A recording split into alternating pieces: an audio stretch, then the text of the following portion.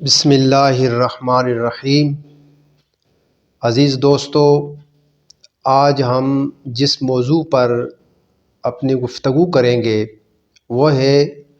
کہ ایک انسان جب فوت ہو جاتا ہے تو اس کو غسل کیسے دیا جاتا ہے اور اس کو کفن کیسے پہنایا جاتا ہے۔ تو یوں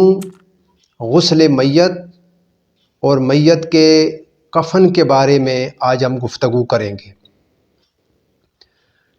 چنانچہ بخاری شریف میں یہ حدیث مقدسہ آتی ہے کہ حضرت ام عطیہ رضی اللہ تعالی عنہا فرماتی ہے کہ ہم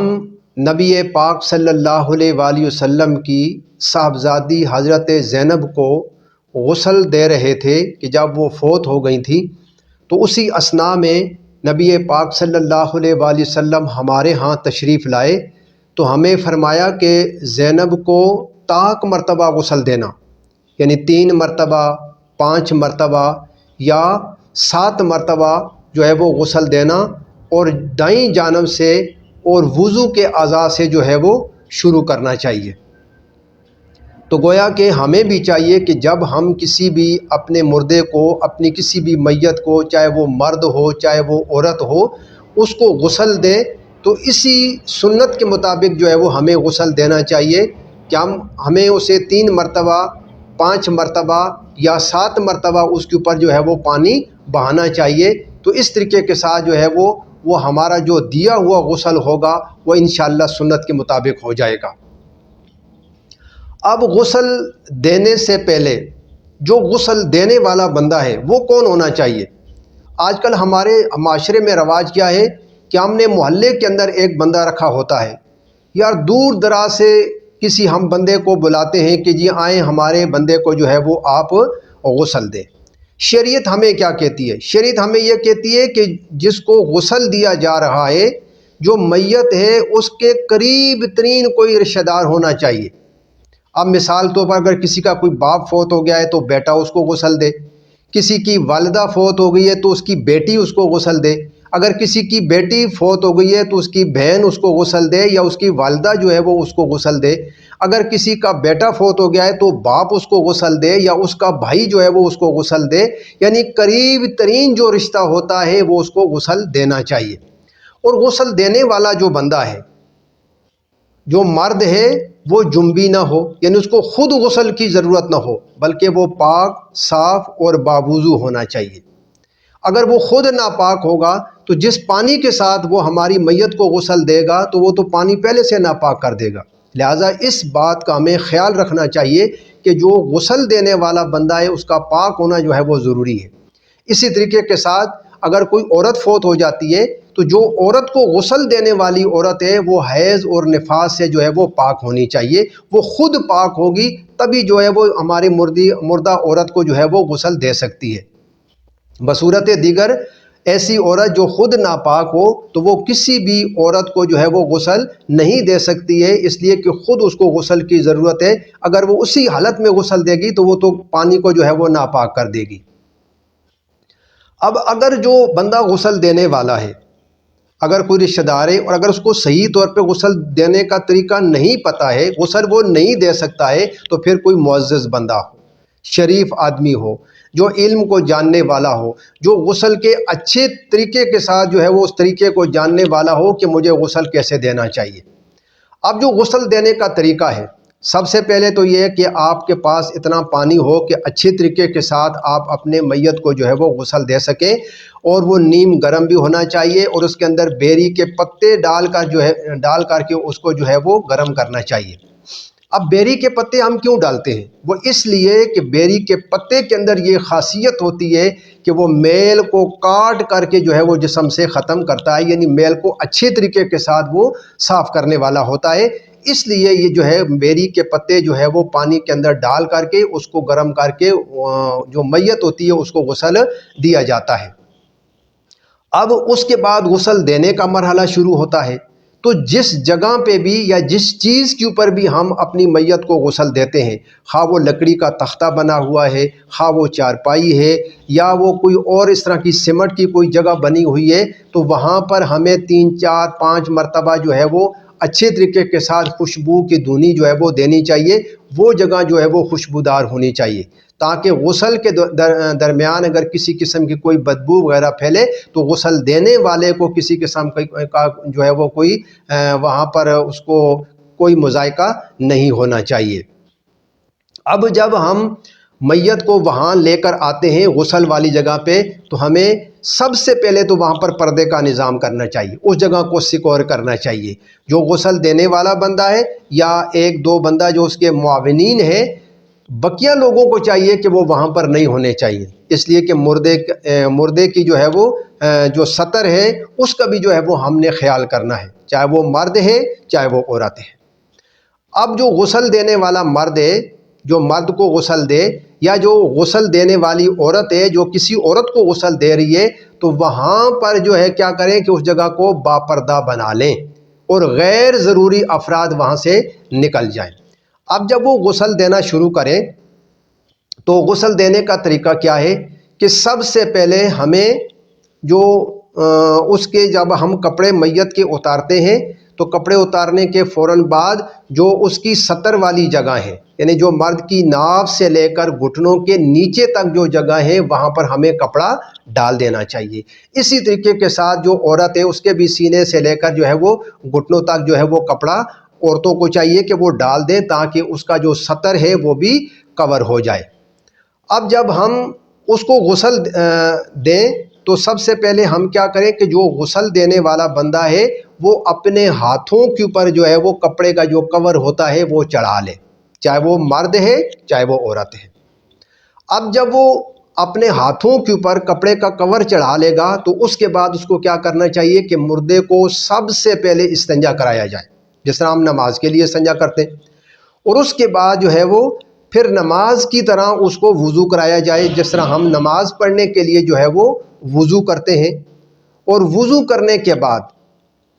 اس کا جو جس طرح ہم نماز کا وضو کرتے ہوئے کلی کرتے ہیں یا ناک میں پانی ڈالتے ہیں، تو مردے کو غسل دیتے وقت اس کو کلی نہیں کرانی چاہیے اور نہ ہی اس کے ناک کے اندر اسی طریقے کے ساتھ جو ہے وہ پانی چڑھانا چاہیے، بلکہ روئی لے کر اس کو تر کر کے اس کے ہونٹوں، اس کے جو سامنے والے جبڑے ہیں یا اس کے جو سامنے والے جو دانت ہیں مسوڑے وغیرہ، اس کے اوپر ہمیں روئی 2-3 مرتبہ جو ہے وہ پھیر دینی چاہیے، تاکہ جو سامنے کہ اگر کوئی چیز لگی ہوئی ہے تو اچھے طریقے کے ساتھ وہ صاف ہو جائے۔ ناک کے نتنے وغیرہ کے اندر بھی روئی پھیر کر کے اس کو بھی ہم صاف کر لیں، یعنی ان کے اندر ناک کے اندر اور منہ کے اندر پانی ڈالنے کی ضرورت نہیں ہے۔ اس طریقے کے ساتھ کیا کریں کہ آپ اس کو پہلے وضو کرائیں۔ اس کے بعد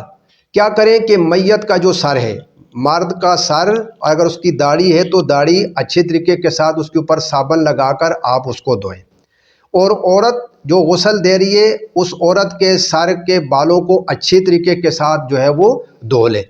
اب اس کے بعد کیا کریں کہ پھر میت کو آپ اس کا جو دایاں طرف ہے رائٹ سائڈ جو ہے سب سے پہلے اس کو ایک سائڈ پہ کریں، اور جو اس کا دایاں طرف ہے سارے کو جو ہے وہ آپ نیچے پاؤں تک اچھے طریقے کے ساتھ 3 مرتبہ اس کے اوپر پانی بہائیں اور اس کو اچھے طریقے کے ساتھ مل کر کے آپ اس کو صاف کریں۔ اس کے بعد آپ بائیں سائڈ کو اسی طریقے کے ساتھ اس کے اوپر بھی پانی ڈالیں پاؤں تک، یہاں تک کہ 3 مرتبہ یا 5 مرتبہ یا 7 مرتبہ اچھے طریقے کے ساتھ اس کے اوپر پانی ڈالیں اور اس کو جو ہے وہ آپ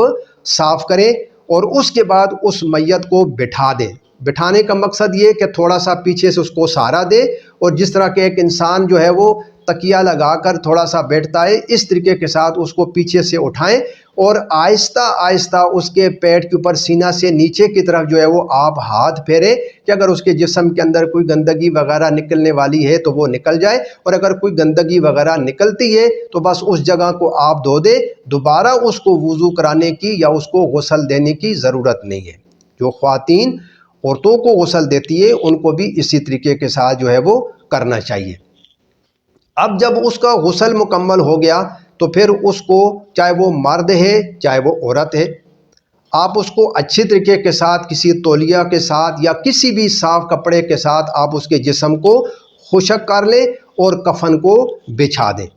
اب کفن کے بارے میں صحیح مسلم کے اندر یہ حدیث پاک آتی ہے، اور اس حدیث مقدسہ کے راوی حضرت جابر رضی اللہ تعالی عنہ ہیں۔ آپ فرماتے ہیں کہ نبی پاک صلی اللہ علیہ وآلہ وسلم نے فرمایا کہ تم میں سے جو کوئی بھی اپنے بھائی کو کفن دے تو اس کو اچھا کفن دے۔ تو گویا کہ ہمیں اچھا صاف ستھرا نیا کفن جو ہے وہ اپنے مردے کو پہنانا چاہیے۔ اور اسی طریقے کے ساتھ جامع ترمذی کے اندر اور سنن ابی داؤد کے اندر یہ حدیث پاک آتی ہے، اور اس حدیث مقدسہ کے جو راوی ہیں وہ حضرت ابن عباس رضی اللہ تعالی عنہ ہیں۔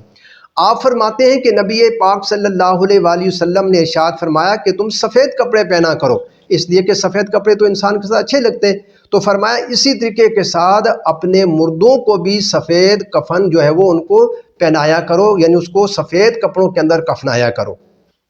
تو اس لیے سفید کفن جو ہے وہ یہ انسان کے لیے ہونا چاہیے۔ اب اس مردے کو، چاہے وہ مرد ہے چاہے وہ عورت ہے، اس کو خشک کر کے اس کے جسم کو، اور پھر جو ہے وہ آپ اس کو الگ جگہ پر جو ہے وہ لٹائیں، اس جگہ پہ کہ جہاں پر آپ نے پہلے سے جو ہے وہ کفن بچھا کر رکھا ہوا ہے۔ اب مردے کو کفن دینے کا طریقہ کیا ہے؟ اب جس بھی مرد کو آپ کفن دے رہے ہیں تو مرد کے لیے جو سنت کفن ہے وہ 3 کپڑے ہیں، یعنی 3 چادریں ہیں۔ سب سے پہلے لفافہ ہے، جس کو ہم لفافہ کہتے ہیں، سب سے پہلے ہم اس کو جو ہے وہ نیچے بچھائیں گے۔ تو لفافے کا جو سائز ہوتا ہے وہ ہے کہ سر کی طرف سے بھی تھوڑا سا بڑا ہوا ہو، اور پاؤں کی طرف سے بھی وہ جو چادر، بڑی چادر بھی جس کو ہم کہتے ہیں، تو وہ اتنا ہو کہ اگر ہم اس کو اوپر سے باندھیں تو اچھی طریقے کے ساتھ ہم اس کو باندھ سکیں، وہ اس جگہ پہ آپ پہلے بچھائیں۔ اس کے بعد کیا کریں کہ ایک اس کے اوپر اس سے قدرے چھوٹی چادر اس کے اوپر بچھائیں۔ چھوٹی چادر سے مراد یہ ہے کہ جس کو جو ہے وہ ہم ازار یا تہبند کہتے ہیں، کہ جو سر کی چوٹی سے لے کر پاؤں تک جو ہے وہ اتنی لمبی جو ہے وہ چادر، یعنی لفافہ سے تھوڑی سی چھوٹی چادر ہوتی ہے، وہ اس کے اوپر ہم بچھائیں۔ اس کے اوپر جو ہے وہ مرد کے لیے ہم قمیض یا جس کو کفنی بھی کہتے ہیں وہ ہم اس کے اوپر بچھائیں، اور پھر کیا کریں کہ اس مردہ کو اس کفن کے اوپر جو ہے وہ لٹا دیں، اور سب سے پہلے جو کفنی ہوتی ہے یا جس کو قمیض کہتے ہیں وہ اس کے گلے کے اندر جو ہے وہ ڈالی جائے، چونکہ قمیض آدھی تو پہلے سے نیچے ہوتی ہے، اور پھر جو درمیان میں سے جگہ کٹی ہوئی ہوتی ہے وہ اس کے گلے سے نکال کر کے سیدھا جو ہے وہ اس کے سینے کی طرف، یعنی گھٹنوں تک جو ہے وہ قمیض ہونی چاہیے، گھٹنوں کے نیچے تک یہ قمیض ہونی چاہیے، یعنی گردن سے لے کر گھٹنوں کے نیچے تک جو ہے یہ قمیض کا ہونا یہ ضروری ہے۔ اور اس کے اندر ایک بات کا آپ یہ خیال کریں کہ جو مرد کے لیے آپ قمیض بناتے ہیں تو وہ کندھوں کی طرف ایسے جو اس کا کٹ ہونا چاہیے، اور جو عورت کے لیے قمیض ہوتی ہے یا کفنی ہوتی ہے اس کو سینے کی طرف جو ہے وہ نیچے کی طرف جو ہے وہ کٹ ہونا چاہیے۔ اس بات کا آپ حضرات نے خیال کرنا ہے۔ سب سے پہلے مرد کو کیا کریں گے، ہم کفنی پہنائیں گے، اور کفنی پہنانے کے بعد ہم کیا کریں گے کہ اس کے سر پر، اس کی داڑھی پر، اور اس کے جو سجدے والی جگہ ہیں وہاں پر ہم نے خوشبو لگانی ہے، اچھی طریقے کے ساتھ ہم اس کو خوشبو لگائیں۔ اس کے بعد اس کی جو دوسری چادر ہے جس کو ہم ازار بھی کہتے ہیں اور تہبند بھی کہتے ہیں، اس کو ہم دائیں اپنے ایسی چادر ہو کہ جو قدموں تک ہو، اس کو ہم سب سے پہلے کیا کریں کہ بائیں سے دائیں ہم اس کو اس کے ساتھ لپیٹ دیں، اور اسی طریقے کے ساتھ جو لفافہ ہے اس کو بھی جو ہے وہ ہم بائیں سے دائیں کی طرف پہلے لپیٹیں اور پھر دائیں سے بائیں کی طرف لپیٹیں، تاکہ دائیں والا جو حصہ ہے وہ کفن کے اوپر آ جائے۔ اس کے بعد ہم کیا کریں کہ اس کے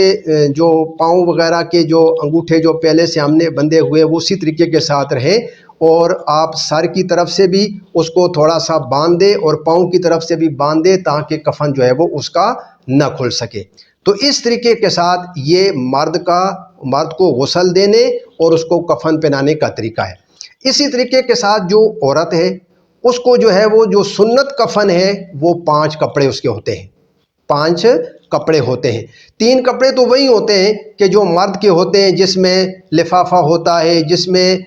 ازار یا تہبند ہوتا ہے، اور جس میں قمیض ہوتی ہے، لیکن اس کے علاوہ جو اس کے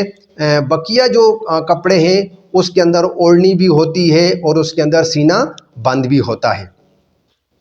اب عورت کو جب عورتیں کفن پہنانا چاہیں تو اسی طریقے کے ساتھ اس کو بھی جو ہے وہ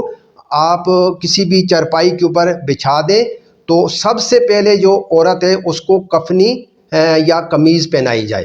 اور پہنا کر اس کے جو بال ہیں عورت کے، اس عورت کے جو بال ہیں اس کو 2 حصوں میں آپ تقسیم کریں، اور عورتوں کو چاہیے ہماری بہنوں کو کہ وہ اس کے سینے کے اوپر اس کو بچھا دیں۔ اس کو کنگھی کرنے کی ضرورت نہیں ہے، نہ مرد کو کنگھی کرنے کی ضرورت ہے، نہ عورت کے بالوں کے اوپر کنگھی کرنے کی ضرورت ہے۔ بس اس عورت کے بالوں کو 2 حصوں میں تقسیم کر کے اس کے سینے کے اوپر اس کو بچھا دیں۔ پھر اوڑھنی جو ہے وہ جو نصف پشت سے یعنی پیٹھ کا جو نصف حصہ ہے وہاں سے لے کر جو ہے وہ سینہ تک اس کو جو ہے اتنی لمبی ہونی چاہیے کہ وہ سینہ تک اس کی آ جائے، اور وہ اس طریقے کے ساتھ جو ہے جس طرح کہ عام انسان وہ برقع وغیرہ کا پردہ کرتا ہے اس طریقے کے ساتھ ہو، اور چوڑی اتنی ہو کہ کان کی دونوں لو تک یعنی اس کا جو ہے وہ پردہ ہو جائے۔ آج کل جس طرح کہ وہ عام جس طرح کہ خواتین زندہ حالت میں دوپٹہ کرتی ہیں اس طریقے سے کرا دیتے ہیں، یہ چیز سنت کے خلاف ہے، بلکہ جو طریقہ میں نے آپ کو حضرت بتایا کہ وہ پیٹھ سے سینہ تک جو ہے وہ اس طریقے کے ساتھ اس کو جو ہے وہ اوڑھنی آپ کرا دیں، یہ صحیح طریقہ ہے۔ پھر بدستور جو نیچے آزار ہے یا تہبند ہے اس کو آپ لپیٹ دیں، اور پھر اس کے بعد جو ہے وہ آخر پر لفافہ کر دیں، اور آخر پر سب کے اوپر اس کا سینہ بند ہونا چاہیے کہ جو عورت کے چھاتی سے لے کر ران تک اتنا لمبا ہونا چاہیے، اور اس کو عورت کے کفن کو وہاں سے بھی آپ باندھ دیں۔ تو یہ تھا طریقہ مرد اور عورت کے غسل اور اس کو کفن دینے کا۔ یاد رہے کہ بسا اوقات یہ ہوتا ہے کہ جو مرنے والا ہوتا ہے اس کے جو غیر ضروری بال ہوتے ہیں یا اس کے ناخن ہوتے ہیں بال لوگ کاٹ دیتے ہیں، شرعاً یہ نہیں کرنا چاہیے، بلکہ اس کی کسی چیز کو بھی کوئی بھی غیر ضروری بال ہے یا کوئی بھی بال ہے اس کو کاٹنا نہیں چاہیے، اور نہ ہی کسی قسم کے اس کے ناخن کو اس کے جسم سے جو ہے وہ جدا کرنا چاہیے، اور اس طریقے کے ساتھ جو ہے وہ عورت کو اور مرد کو کفن پہنانا چاہیے۔ اب اس کے علاوہ کفن کفایت ہوتا ہے۔ کفن کفایت میں یہ کہ مرد کے 2 کپڑے ہیں، اس میں ایک لفافہ ہے اور ایک ازار ہے، اور عورت کے لیے پھر 3 کپڑے آ جاتے ہیں۔ یہ کفن کفایت کی میں بات کرتا ہوں، سنت کی بات میں نے پہلے کر دی ہے، یعنی اگر سنت لباس نہ ہو سکے کفن تھوڑا ہو تو کم از کم مرد کے لیے 2 کپڑے ہوں گے اور عورت کے لیے 3، جس میں لفافہ ہے، قمیض یا ازار میں سے کوئی ایک رکھ سکتے ہیں، اور اوڑھنی اس کے اوپر ہونی چاہیے۔ اور کفن ضرورت، یہ تیسری قسم کفن کی کفن ضرورت ہے، اتنا کفن کم از کم ہونا چاہیے کہ مرد کا یا عورت کا پورا بدن جو ہے وہ ہم اس کو ڈھانپ سکیں۔ تو میں امید کرتا ہوں کہ ہمارے بھائیوں نے، ہمارے بزرگوں نے، ہماری بہنوں نے، ہماری خواتین نے ان باتوں کو بڑے غور کے ساتھ سنا ہوگا، اور ہمیں کوشش کرنی چاہیے کہ ان باتوں کے اوپر ہمیں عمل کرنا چاہیے۔ جب کبھی بھی ہمارا کوئی مرد فوت ہو جائے یا ہماری کوئی عورت فوت ہو جائے تو مرد کو غسل دیں اور عورتیں غسل کو دیں۔ مرد عورت کو غسل نہیں دے سکتا ہے، اور عورتیں جو ہے وہ مرد کو غسل نہیں دے سکتی ہے۔ ہاں، وہ عورت اپنے خاوند کو غسل دے سکتی ہے کہ جو اس کے نکاح کے اندر ہوتی ہے، اس لیے کہ وہ حالت عدت کے اندر ہوتی ہے تو وہ اپنے مرد کو غسل دے سکتی ہے، لیکن بہتر یہ ہے کہ مرد کو مرد غسل دے اور عورت کو عورت غسل دے۔ اب جو خاوند ہے اگر اس کی بیوی فوت ہو جاتی ہے، جس طرح ہمارے معاشرے میں کہتے ہیں جی کہ وہ اس کو دیکھ نہیں سکتا ہے، اس کو قبر میں نہیں اتار سکتا ہے، اس کی چرپائی کو کندھا نہیں دے سکتا ہے، تو یہ ساری باتیں لغو ہیں، غلط ہیں۔ وہ اس کو دیکھ بھی سکتا ہے، اور اس کے جو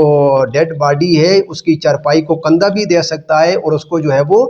قبر کے اندر بھی اتار سکتا ہے، صرف اس کی ننگی جگہ پہ جو ہے وہ بلا کسی کپڑے کے جو ہے وہ ہاتھ نہیں لگا سکتا ہے۔ انشاءاللہ اس کے بعد جو ہے جو اگلی ویڈیو آ رہی ہے وہ اس کی چرپائی کو اٹھانے کا طریقہ کیا ہے مردے کی، اور پھر اس کی نماز جنازہ پڑھنے کا طریقہ کیا ہے، اس کے اوپر انشاءاللہ ہوگی۔ دعا ہے کہ رب قدوس ہم سب کو ان باتوں کے اوپر عمل پیرا ہونے کی توفیق عطا فرمائے۔